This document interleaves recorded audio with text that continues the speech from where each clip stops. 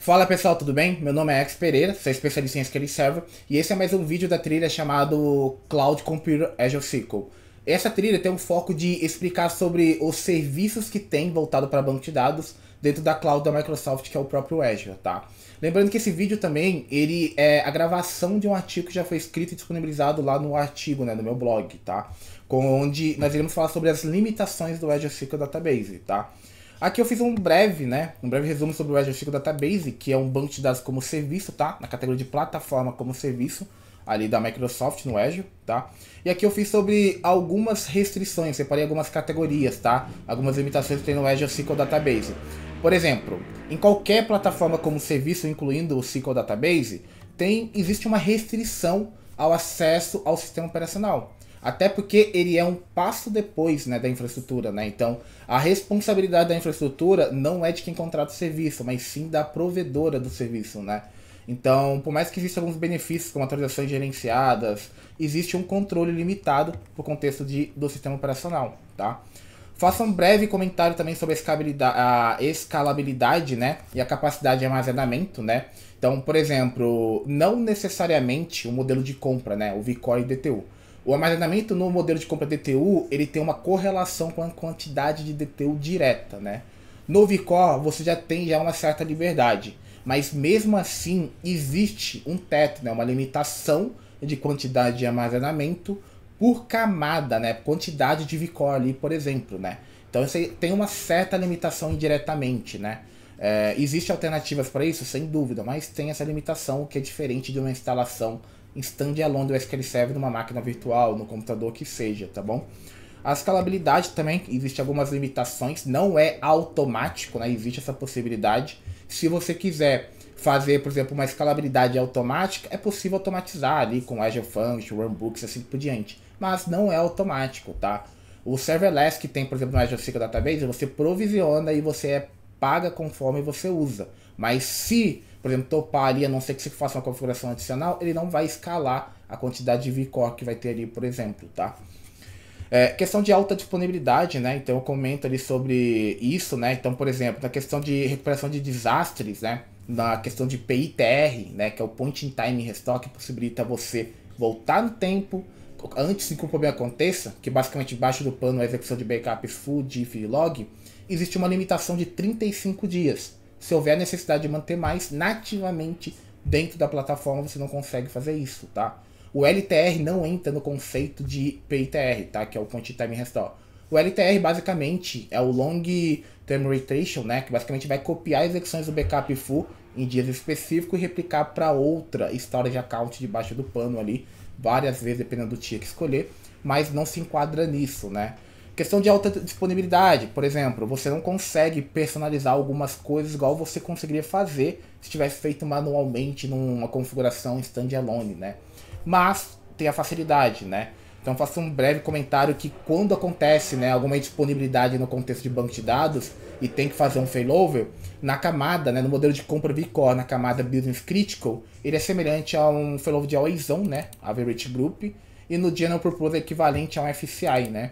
Isso eu vou gravar um vídeo um pouco mais adiante sobre isso explicando, porque eu acho fantástico que a Microsoft faz nisso, mas aqui também existe esse conceito de limitação, tá? Por fim, que é o foco desse vídeo, é sobre os recursos do SQL Server, tá? Então vamos lá, Windows Authentication, né? Então eu estou aqui conectado na minha instância, né? Então eu tenho uma instância nomeada, né? Standalone aqui na minha máquina, né? Chamada SQL 22 Inst 1, tá? Para me conectar nessa instância, eu utilizei a autenticação Windows. Então eu estou logado no meu Windows, né, no sistema operacional, e utilizei esse mesmo login do Windows para conectar no banco de dados. Obviamente tem permissão para conectar no banco de dados, e eu consegui fazer isso, tá? No Azure SQL Database não existe essa possibilidade, tá bom? De você conectar com o Windows Authentication, até porque a gente não tem acesso ao sistema operacional. Então indifere se debaixo do pano a Microsoft está utilizando Windows, Linux ou o que seja. Não existe essa possibilidade porque a gente não tem controle ao sistema operacional, tá bom? Existem medidas alternativas. Então, por exemplo, a gente pode utilizar o Entra, né? O Microsoft Entra ali do Azure, né? De forma muito resumida, o Entra basicamente era equivalente, né, ao antigo, né, o nome dele até antigo era chamado de Microsoft Active Directory, né, então ele é o gerenciador ali de recursos ali. Então, pense que é como se fosse um AD ali debaixo do pano. Você consegue até sincronizar. Mudou esse nome, mas pense que você consiga, tá? Então, por exemplo, aqui a gente consegue utilizar o MFA, multifator, para conectar, o Entra informando a senha. Então, existe uma medida paliativa para você conseguir conectar no banco, a não ser somente o SQL Server Authentication, tá bom? Outra limitação que a gente falou aqui no artigo é sobre os jobs, tá? No geral, tá? Eu vou até antecipar alguns tópicos.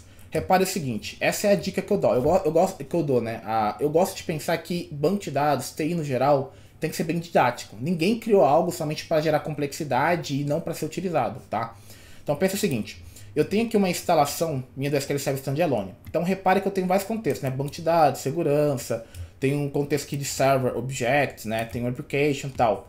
Pensa o seguinte, que o Azure SQL Database, ele está somente aqui no contexto de banco de dados. Então, no geral, o restante, ele vai ter limitação ou não vai existir no Azure SQL Database, tá? Então, vamos falar sobre algumas limitações aqui, que tá escrito no artigo, né? Então, pensa sobre Linked Server, né? Então, o que é o Linked Server? Imagine que na minha máquina, eu vou até abrir aqui o Configuration Manager para ficar um pouco mais claro, tá? Então, aqui na minha máquina eu tenho várias instalações aqui do SQL Server, né? Então, de SQL Server, eu tenho o SQL 2022, que é todas são instalações nomeadas, tá? Com exceção do MSQL Server, que é a instalação padrão. Então, tenho 3 instâncias. Então, imagine que eu tenho a instância 1 e tenho a instância 2. Por mais que elas estão na mesma máquina, no mesmo servidor máquina virtual, a instância 1 não consegue se conectar na instância 2 nativamente. Com o Linked Server, o nome já diz, Linked Server, né? Então, conexão entre servidores, né? Link entre os dois servidores, né? Eu consigo configurar o Linked Server para me conectar da instância 1 para a instância 2, basicamente, né? Isso é muito simples, tá? Então, por exemplo, eu vou ver se eu consigo ligar aqui minha instância 2022. Se eu fosse criar um Linked Server muito simples aqui, é basicamente botão direito, Linked Server. Eu vou dar um nome, eu poderia simplesmente dar um nome bem didático. Eu particularmente prefiro ser didático, tá? Daria esse nome. Eu não quero para outro data source, tem como conectar em MySQL, Oracle. Eu vou conectar no próprio SQL Server. Em questão de segurança, eu poderia informar aqui um usuário, mas eu vou colocar no próprio Windows Authentication para facilitar essa explicação aqui, tá? Deixa eu ver se ele conectou aqui. Conectou. Deixa eu ver se ele... Aparentemente, eu tô com um OLDB, problema de conectar aqui. Tá, eu tô com problema de um OLDB aqui, indifere, tá? Não vou conseguir simular isso, mas pense que através desse Linked Server, eu passando somente o nome do Linked Server, eu conseguiria aqui conectar na outra instância, né? Passando o endereço inteiro, né? Então, Linked Server, banco de dados, esquema e tabela. No Azure SQL Database, isso não é possível, não existe o Linked Server no Azure SQL Database. Uma alternativa é criar, por exemplo... SQL Queries, né? Que basicamente é você criar um remote table, né? Uma tabela remoto, né? Que debaixo do pano você vai dar um select simples, um inner join simples, mas debaixo do pano ele vai redirecionar para outro Azure SQL Database, tá? Então, você olhando, por exemplo, poderia ter um remote table chamado cliente, mas na estrutura do esquema eu teria apontando para outra tabela, né? Existe um procedimento para ser feito isso, é uma alternativa, o que muda o funcionamento comparado com o Linked Server, que eu consigo conectar indiferente, né? Você não tem que criar várias tabelas remotas ali, tá bom? Outra limitação que tem no Azure SQL Database é o próprio Database e-mail, tá? O Database e-mail, o nome é bem didático, né? Então, para mandar e-mail, então, e-mail de banco de dados, por exemplo.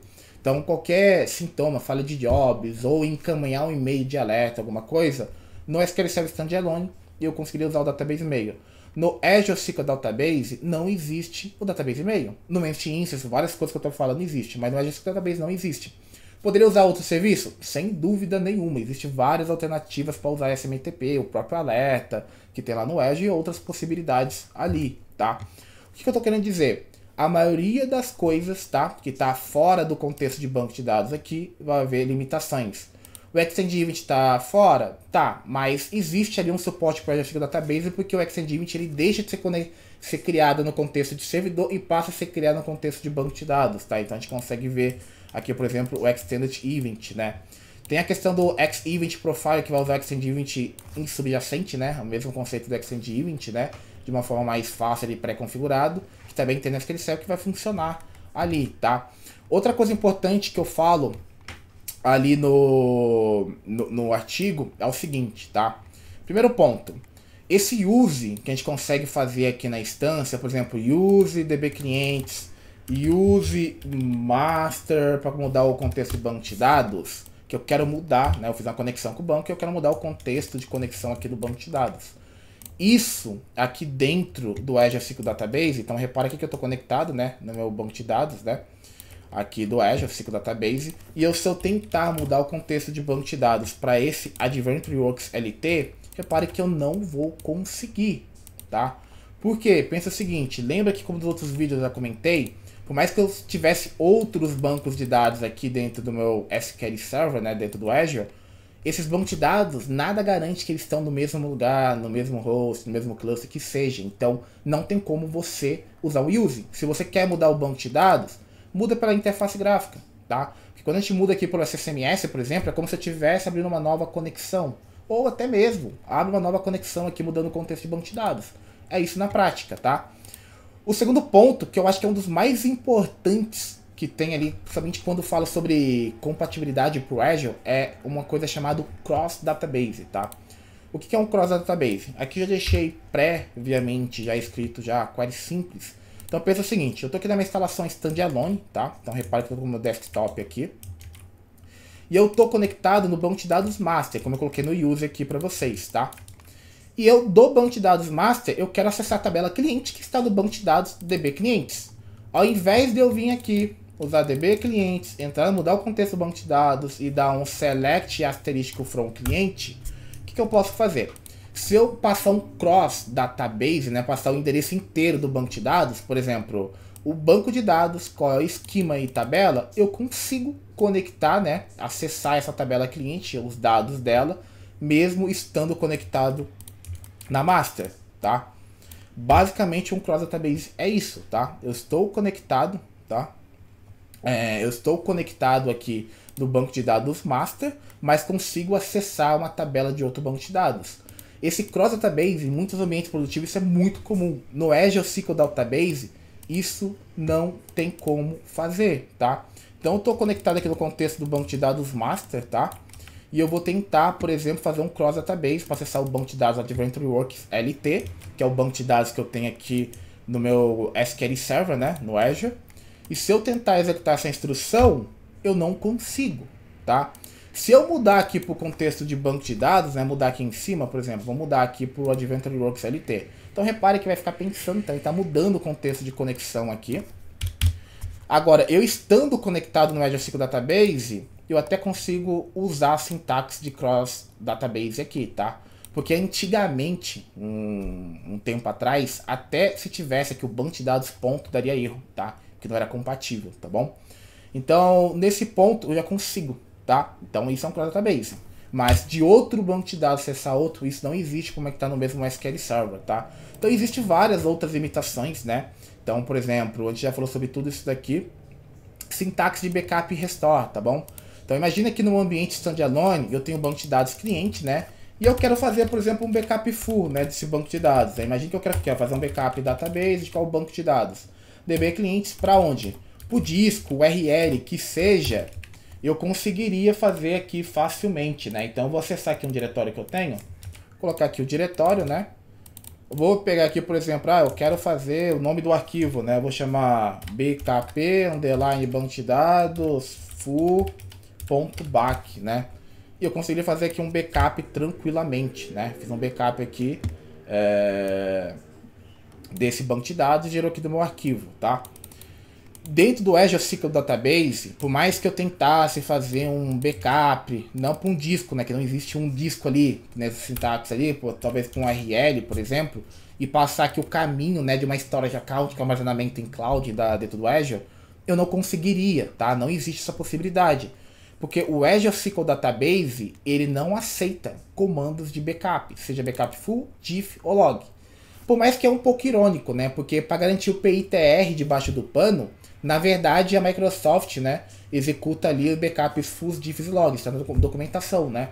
Então um full por semana, diffs a cada 12 ou 24 horas, que é personalizado, e log a cada 5 a 15 minutos, dependendo do workload, né? Mas executar manualmente não existe essa possibilidade, tá bom? Uma medida de contorno talvez sobre isso é utilizar o próprio PITR, ou até mesmo, por mais que não é considerado backup, você utilizar o backpack, né, que é a exportação desse banco de dados ali em BCP, utilizando um client chamado SQL Package para você ter essa medida de contorno, né? Ou até mesmo copy, usar outras estratégias, mas o comando de backup não existe essa possibilidade, tá? Outra coisa que também que não existe, né, uma coisa bem popular, é o SQL Server Profile, tá? Então assim, o Extended Event existe no contexto de banco de dados, tá? Então, por exemplo, eu consigo vir aqui, ó, estando conectado dentro do meu Azure, eu consigo criar aqui um Extended Event, né? Eu vou dar um exemplo aqui só do Extended Event para ficar um pouco mais claro, tá? Eu vou pegar aqui um script que eu tenho aqui de Extended Event rapidinho para mostrar para vocês, né, o que teria que mudar no geral qualquer script, tá? Eu vou pegar aqui um script super aleatório, tá? De monitorar ali algumas queries do banco de dados, e quando você cria esse Extended Event no standalone, geralmente ele vem esse aqui, ó. Aqui é os comandos, todos esses eventos vai ter no Azure SQL Database. E aqui vai ter on server, né? Isso daqui teria que alterar, né? Porque não é mais contexto servidor, mas de banco de dados. Mudar isso aqui para um database. E pronto, a Extended Event funcionaria aqui tranquilamente, tá bom? Mas, digamos assim, né? O pai da Extended Event, que é a feature de monitoramento mais antiga, né? Que é o SQL Server Profile, eu não consigo executar o SQL Server Profile dentro do Azure SQL Database, tá? Então, se eu tentar conectar o SQL Server Profile dentro desse Azure SQL Database, eu vou tomar uma mensagem de erro, tá? Então, o servidor que você está tentando conectar não suporta tracing, né? Aí fala que isso não suporta o Azure Synapse Analytics, né? Analytics. E o Database também, tá bom?